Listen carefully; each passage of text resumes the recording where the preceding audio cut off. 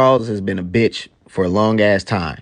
Fuck Charles. I stand on that. And I low key blame X-Men 97 despite being a great show on why the current X-Men comics are just dog shit.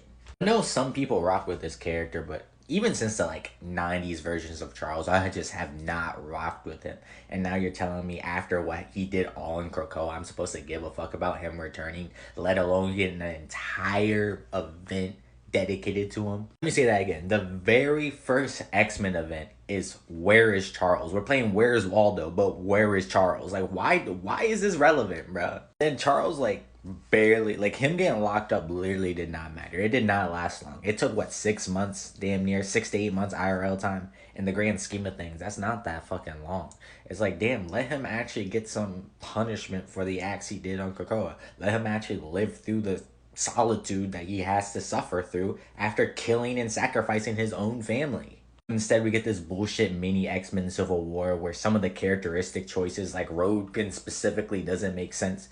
I don't know. I don't know why she's so fond of wanting Charles when, she was there watching Charles sacrifice everybody. I'm not with Cyclops that he should get murked off, but just leave him alone. Let him be his own thing. Don't even mention him in comics for a little bit. Let us get that grace period he was supposed to get with him being locked up. This is going to be just a rant video, because can we talk about how every instance in damn near every book that has relevancy to Krakoa is them shutting it down completely, tarnishing the work outright?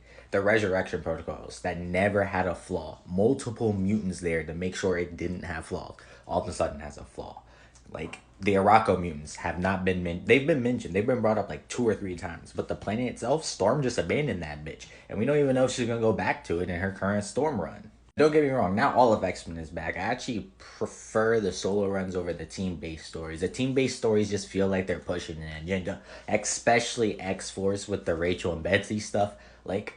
It's not it. They're tarnishing X-Men right now. Whoever's writing this shit just does not care about the characters overall. Like I mentioned in a couple videos back, you got the telepathy stuff, and the top 4 mutants that got affected were people who have decades worth of notions of defending telepathic assaults, and yet still got affected on someone that Charles beat.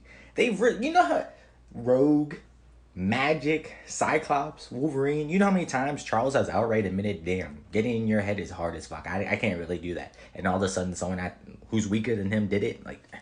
Plot holes, character assassinations, just a whole bunch of stuff in this new era that I'm just not rocking with. And Krakoa and Araco is finally gonna give us something that could have separated us from the whole government hating mutants trope. And then we just get the same literally the same recycled villains coming back up to start the same exact shit for us to go through the same exact cycle we've been going through for 60 years.